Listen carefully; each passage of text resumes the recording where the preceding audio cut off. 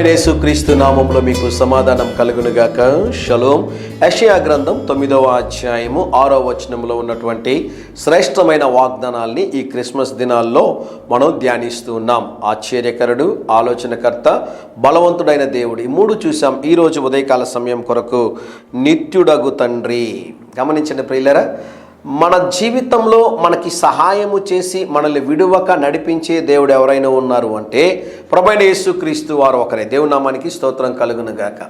దేవుడు బానిస బ్రతుకులో ఉన్నటువంటి ఇశ్రాయేలీయుల్ని ఐగుప్తు దేశంలో వారిని చూసి వారిని దేవుడు కరుణించి, వారిని దేవుడు కనికరించి, దేవుడు వారికి వాగ్దానాన్ని ఇచ్చి, దేవుడు వారికి ఇచ్చినటువంటి శ్రేష్టమైన వాగ్దానము, మిమ్మును పాలు తేళ్లు ప్రవహించు కానానులోనికి నడిపిస్తాను అన్నాడు. ఈ సుదీర్ఘమైన ప్రయాణంలో దేవుడు వారిని విడిచిపెట్టలేదు. దేవుడు చేసిన కార్యం ఏంటో తెలుసా?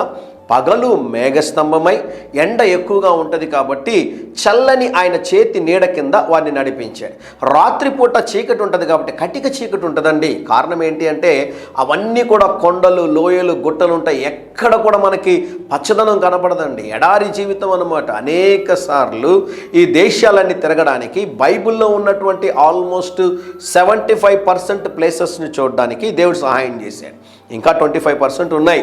చాలా ప్లేసులకి నేను వెళ్ళలేదు. అయితే ఆల్మోస్ట్ చూడడానికి దేవుడు సహాయం చేశాడు. అంత భయంకరమైనటువంటి కటిక చీకటి ఉన్న ప్రాంతంలో కూడా దేవుడు రాత్రికాల సమయంలో అగ్నిస్తంభమై దేవుడు వారిని నడిపించాడు. నేను అనేక సందర్భాల్లో ప్రేయర్ మీటింగ్స్కి వెళ్తుంటాను దేవుని వాక్యాన్ని అందించడానికి. ఆ ప్రేయర్ మీటింగ్స్లో ప్రాముఖ్యమైన ఒక ఐటమ్ ఏంటి అంటే కండోలెన్స్ అంటారు. అంటే వాళ్ళకి ఆదరణ మాటలు కుటుంబానికి తెలియజేయడానికి, మరణించిన వ్యక్తితో ఉన్నటువంటి అనుభవాలను పంచుకోవడానికి 2-3 మాట్లాడుతుంటారు. ఆ టైంలో వారు ఏమంటారో తెలుసా ప్రియులరా? ఆదరణ తెలియజేసేటటువంటి వ్యక్తి అంటాడు, మేమున్నాం, మీకేం భయం లేదు, మేము చూసుకుంటాం, మీకు ఏ అవసరం ఉన్నా కూడా మేము సహాయం చేస్తానంటారు. ఆ కుటుంబాన్ని తిరిగి వాళ్ళు ఎప్పుడు కలుసుకుంటారు అంటే నెక్స్ట్ ఇయర్ మెమోరియల్ సర్వీస్లోనే కలుసుకుంటారండి. అంతవరకు మీరు ఎలా ఉన్నారు, మీకోసం మేము ఏమైనా సహాయం చేయాలా, ఒక్క ఫోన్ కాల్ కూడా ఉండదండి. కొన్నిసార్లు కొంతమంది మనల్ని ఎంతో ప్రేమిస్తారు, మన కోసం ఏదైనా చేయడానికి సంసిద్ధంగా ఉంటారు. ఏవో చిన్న భేదాభిప్రాయాలు కలిగాయి, లేకుంటే డిఫరెన్సెస్ వచ్చాయి, మనస్పర్ధలు వచ్చాయి, ఏదో మనం వారిని బాధించామో లేక బాధ పెట్టామో, వారు మనల్ని బాధ పెట్టారో, ఒక చిన్న గ్యాప్ రాగానే మనల్ని విడిచి వెళ్ళిపోతూ ఉంటారండి. నిన్ను నిత్యము నడిపించేటటువంటి తండ్రి.